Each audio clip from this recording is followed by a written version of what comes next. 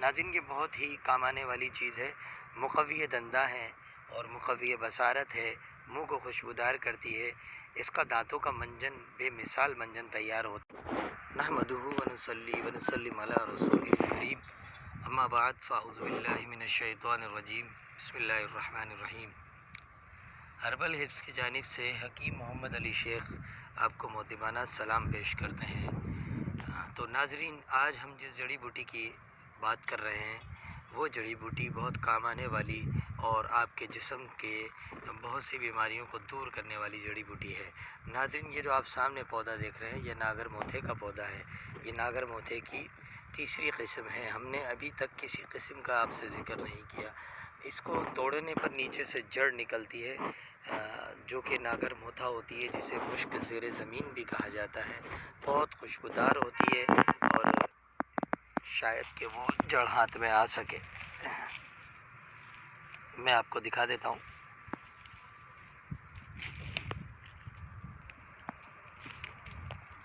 جسے سوات کوفی کہتے ہیں، بازار میں موجود یہ جو سوات کوفی ہے وہ یہی جڑ ہوتی ہے جو ایران سے آتی ہے، بسا اوقات پاکستانی بھی ہوتی ہے۔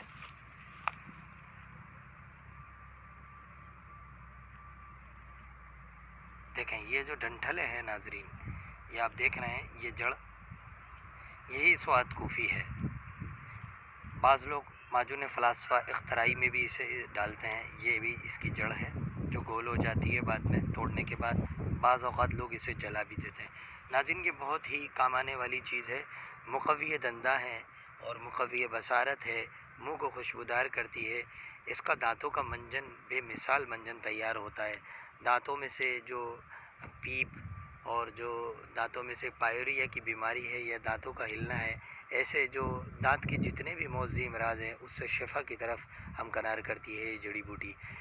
جڑی بوٹی کا جو پھول یا اس کے پتے ہیں اس کا تو مجھے معلوم نہیں، لیکن میرا اپنا مجرب نسخہ ہے۔ ناگر موتھے کی جو جڑ ہے وہ تقریباً 50 گرام لینی ہے آپ نے، پھٹکری سفید 5 گرام، سہاگا سفید جو ہے وہ بھی 5 گرام، نمک لاہوری وہ 20 گرام، فلفل سیاہ 20 گرام، یہ سارا پاؤڈر کر لیں اور اس میں جتنا بھی اس کا پاؤڈر بنتا ہے کیلشیم پاؤڈر مکس کر دیں۔ بازار سے کیمسٹ کی دکان سے کیلشیم پاؤڈر دستیاب ہو جائے گا، وہ لے کے آپ اس میں مکس کر دیں اور جتنا ہو سکے اسے باریک کر لیں۔ باریک کرنے کے بعد اسے آپ دانتوں پہ استعمال کر کے دیکھیں، انشاءاللہ اللہ نے چاہا تو فوری طور پہ آپ کو فائدہ نظر آئے گا اور کوئی سائیڈ ایفیکٹ نہیں ہے۔ جڑی بوٹیوں کے خواص یہ ہیں کہ اگر انہیں طریقے سے استعمال کیا جائے تو جسم پر ان کا کوئی بھی مضر، ان کے کوئی بھی جسم پہ مضر اثرات نہیں ہوتے اور نہ ہی کوئی نقصان ہوتا ہے اور فائدہ بھی بے شمار ہوتا ہے۔ تو ناظرین جس قدر ہو سکے آپ جڑی بوٹیوں سے استفادہ کیجئے، پہلے اس کی شناخت کر لیں۔ نیچے دیے گئے اسکرین پہ نمبر چل رہا ہے، اس پہ رابطہ کریں۔ حکیم محمد علی شیخ کو اجازت دیں، فی امان اللہ۔